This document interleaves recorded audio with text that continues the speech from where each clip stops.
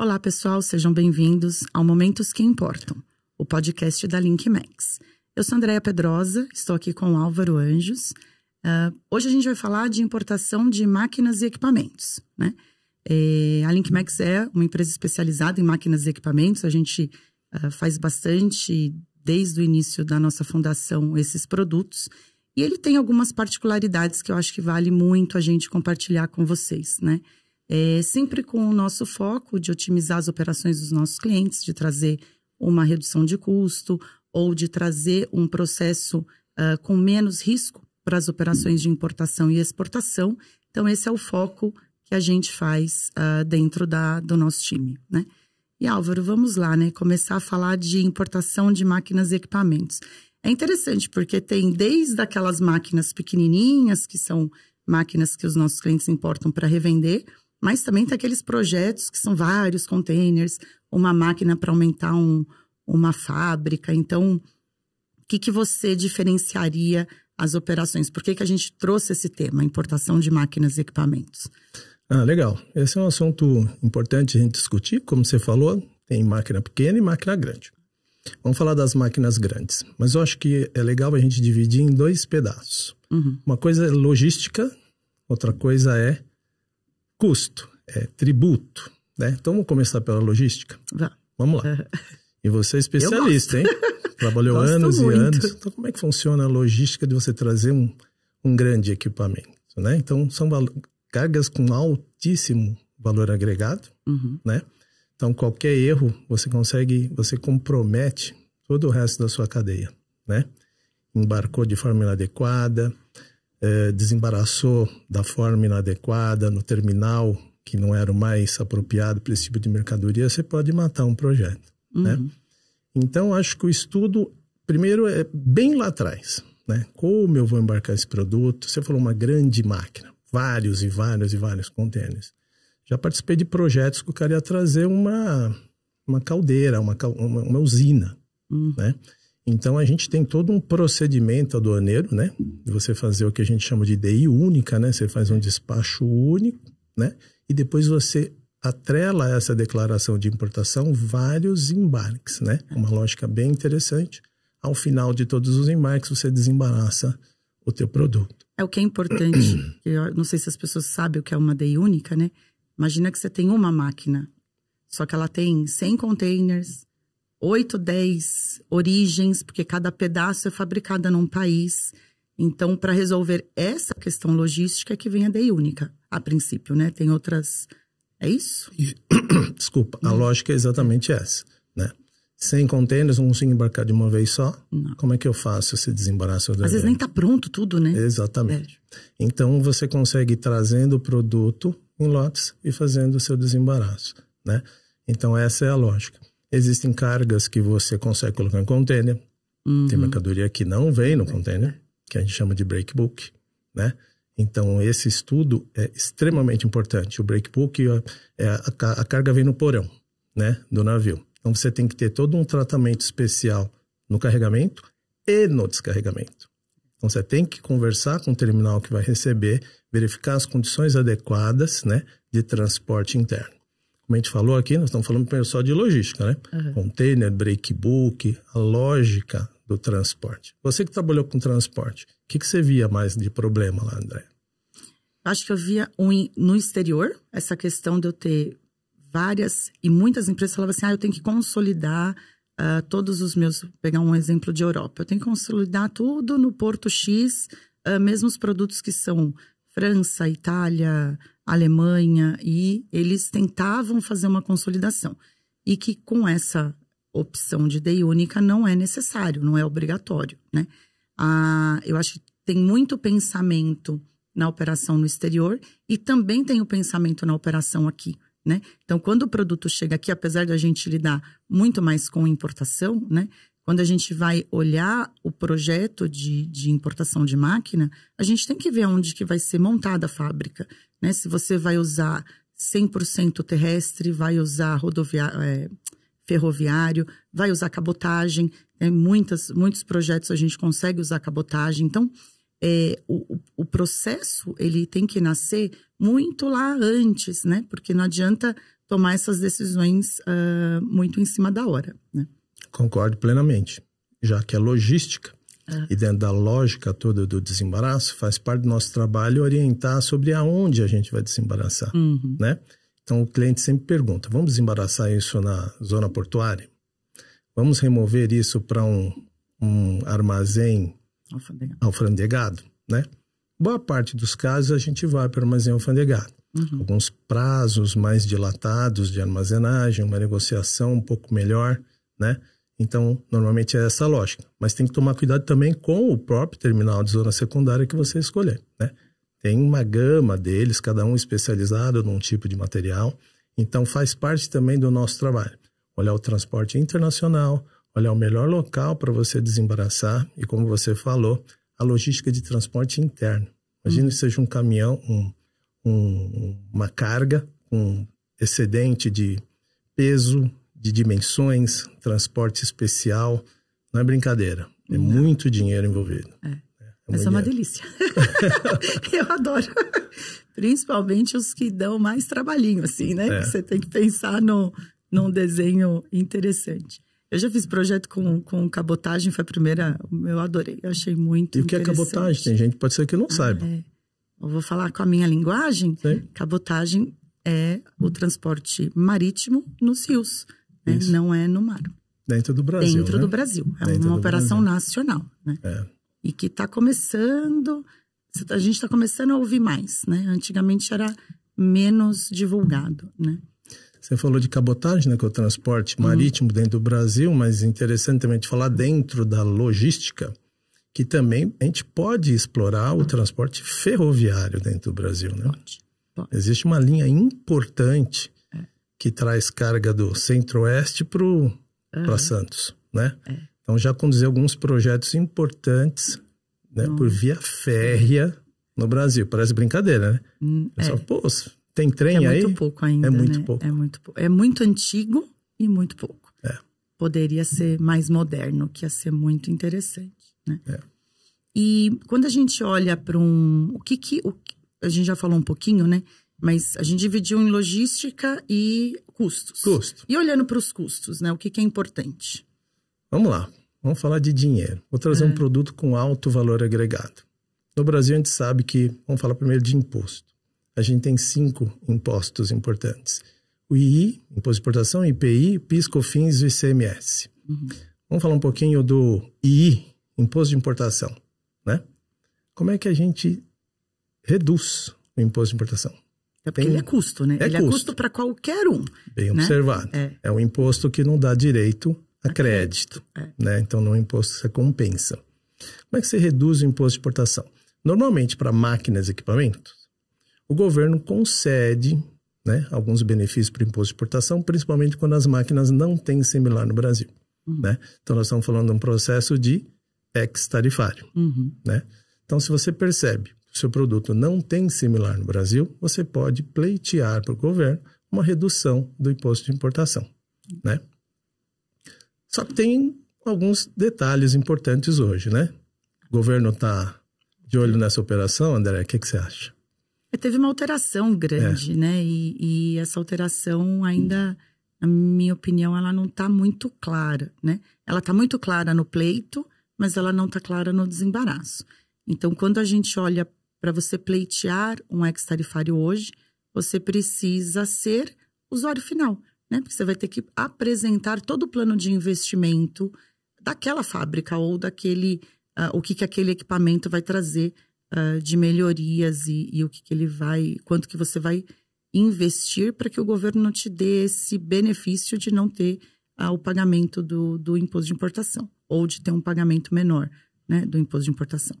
Mas muitos dos nossos clientes são revendedores de máquinas, né? Então, porque nem sempre a empresa aqui no Brasil, ela quer contratar uma fábrica 100% do exterior. Às vezes ela quer ter a garantia que a empresa aqui no Brasil vai dar assistência técnica. Então, assim, tem uma série de coisas que beneficiam o final dele contratar uma empresa aqui no Brasil para fazer a importação daqueles equipamentos, de ser uma distribuidora. E hoje, no pleito, a gente não tem conseguido, né? No desembaraço, sim, a princípio, ex-tarifário é público, né? Então, qualquer um poderia utilizar desde que siga as regrinhas, né? De ser o equipamento exatamente que está declarado no ex. Mas, para pleito, não. Essa foi a mudança. Eu fico pensando, às vezes, sobre essa mudança, né? Porque a lógica, qual que era?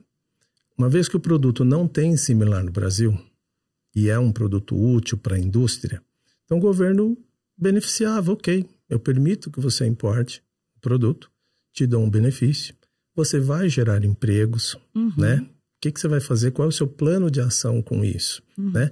Então, o que muda, né? Olhando, o que muda? Qual a diferença da empresa importar e ela ser usuária final, ou ela importar e ela revender para uma empresa que vai gerar empregos, que vai fazer produtos mais competitivos? Então, assim, confesso que às vezes tem um pouco de dificuldade de entender essa lógica. Eu também. O fim é o mesmo. O fim é o mesmo. O fim é o mesmo. Esse é o ponto. Alguém vai comprar um equipamento e vai gerar emprego e vai... Só que a gente realmente é difícil de entender a lógica do que foi estabelecido. Não sei se foi uma forma de restringir, que é o que a gente está imaginando. Né? Então, você tem um formato em que é mais difícil o pleito do ex, né? E isso pode... É o que a gente tem vivido, né? Então, difícil achar uma alternativa para isso. Porque hoje é negado o pleito se você é um distribuidor, se você não prova todo o plano de investimento. E dependendo do projeto, você não consegue provar. Você não tem uma planta para mostrar onde que vai ser utilizado. Você não consegue mesmo se você é só distribuidor daquele produto. Você depende do usuário final fazer o pleito do ex-tarifário, né? Eu creio que, no fundo, seja mais uma forma de proteger a indústria nacional, de fazer o pessoal correr atrás e desenvolver o produto aqui, efetivamente, do que trazer de fora. Então, é uma medida mais restritiva. Mas dentro da linha que a gente estava falando, você falou um pouquinho do imposto de importação. Aí a gente tem IPI, que depende da máquina, às vezes não tem, a maioria não tem, né? Mas alguma forma de melhorar o IPI? PIS/COFINS. PIS/COFINS, que eu saiba... Não que eu saiba, a não sei que você trouxe alguma coisa aqui, ó. Vai ter um negócio legal. Mas eu acho que o ICM dá para brincar. O ICM dá para brincar bastante. Então, vou falar um pouquinho dos que eu lembro aqui de ICMS. Então, você está trazendo um produto. Primeiro, vamos falar de ativo fixo. Tá bom. Vamos separar. Pode ser ativo, pode ser revenda. Ativo. Então, normalmente, quando uma pessoa importa uma máquina para ativo, o ICMS é um imposto que te dá direito a crédito. Mas para importação para ativo, você não consegue tomar crédito de uma vez. Não. Você toma crédito à razão de 1,48. Né? Ou seja, demora 4 anos para você recuperar o ICMS. Legal, você vai tomando crédito, picadinho. Tá? Essa é uma forma que eu conheço. Já vi outras. ICMS diferido. Não pago na entrada, pago na saída, né? Se por acaso, né?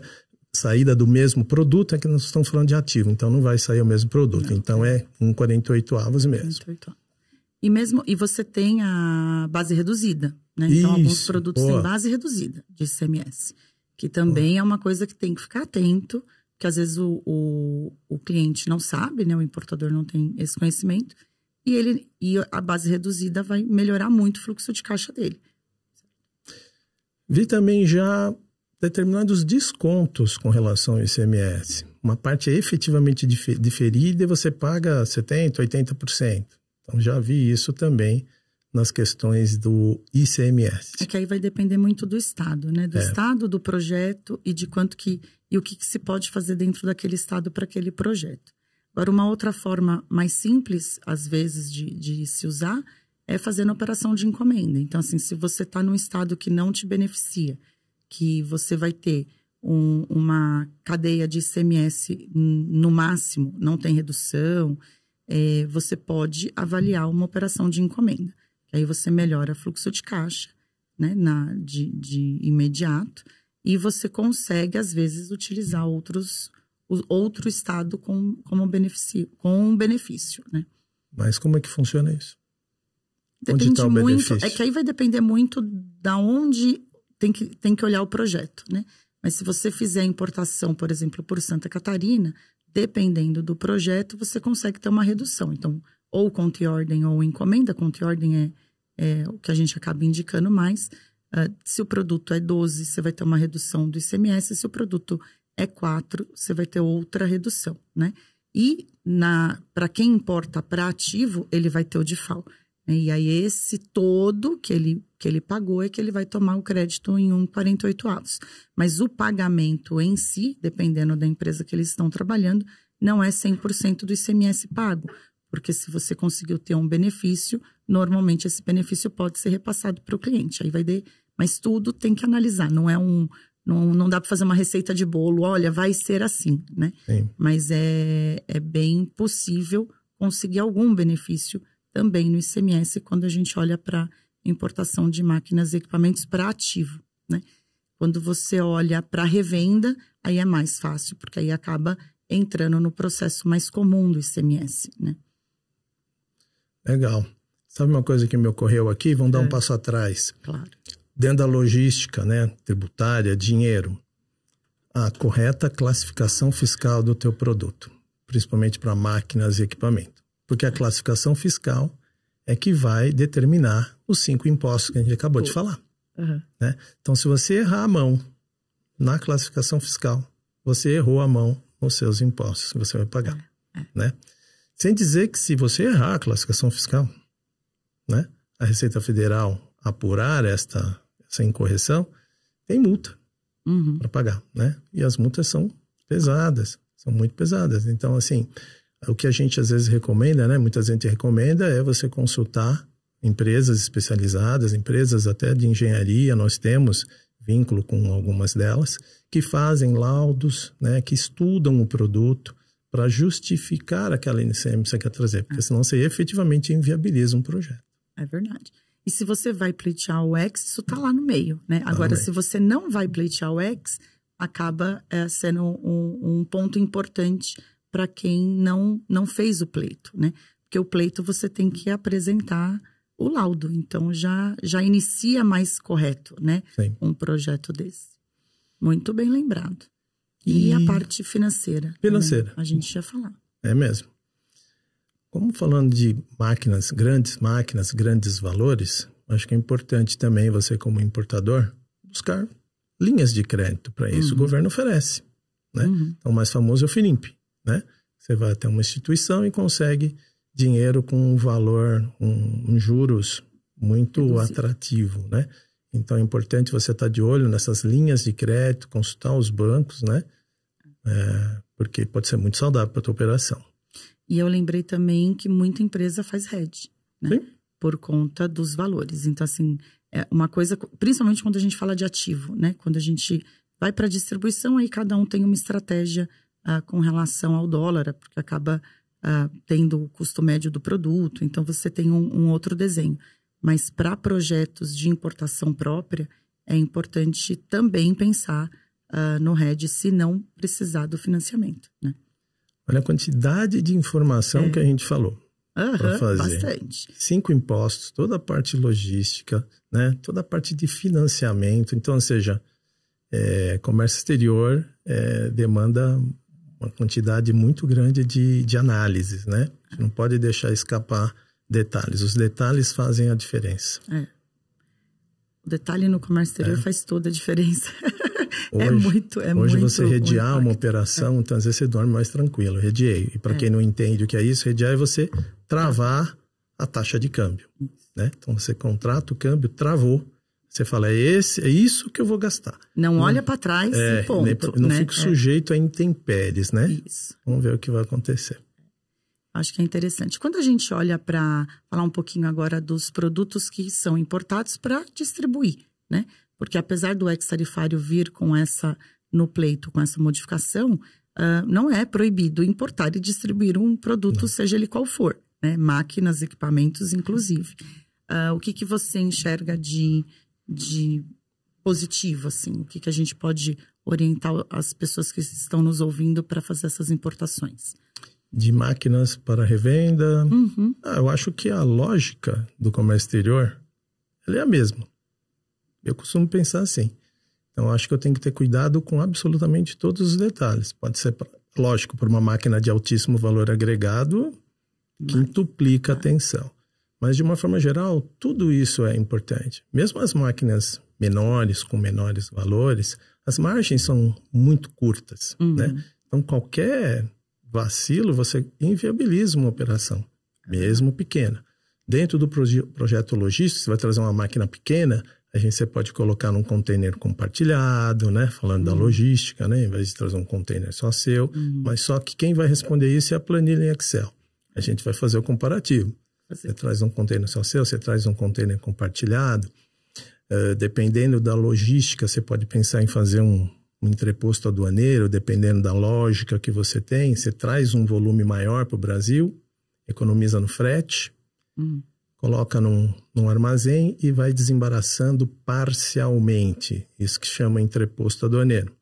Tem prós e contras no regime, mas eu acho que é uma lógica também que você pode adotar para equipamentos menores, produtos mais que você precisa just in time, né? Não vai esperar o tempo todo de embarque. Então, você traz a carga, deixa aqui, faz um pulmão aqui e desembaraça conforme você precisa. Então, tudo acho que são alternativas visando máquinas menores. Disponíveis, né? E quando tem desabastecimento de algum item? É possível pleitear algo diferente também? Também. Existe uma norma específica para essa situação, quando se percebe que tem um desabastecimento de determinado produto no Brasil, né? Ou até a inexistência do similar no Brasil. Então, você pode pleitear a redução do imposto de importação para zero. Depende da aprovação dos membros do Mercosul. Mas, bem lembrado, é possível também. Isso é legal. Muito bem. Eu acho que a gente conseguiu dar um overview. Mais alguma coisa que você lembre que a gente possa falar?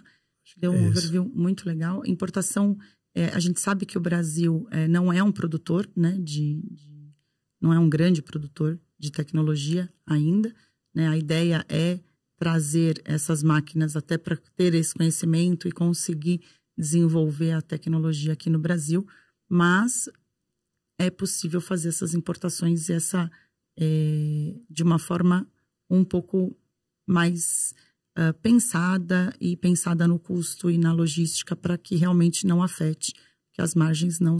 O valor é muito alto, mas a margem normalmente dos nossos clientes não são altas. Então, eles têm que estar muito bem desenhados para não ter nenhum impacto negativo. Né? É isso aí, estamos alinhados. Muito bem, então chegamos ao final desse episódio Momentos que Importam. Muito obrigada por nos acompanhar. Esperamos que essas informações tenham sido úteis para vocês. E se vocês tiverem ideias, dúvidas ou até algum tema que quer passar para a gente estudar, a gente está à disposição.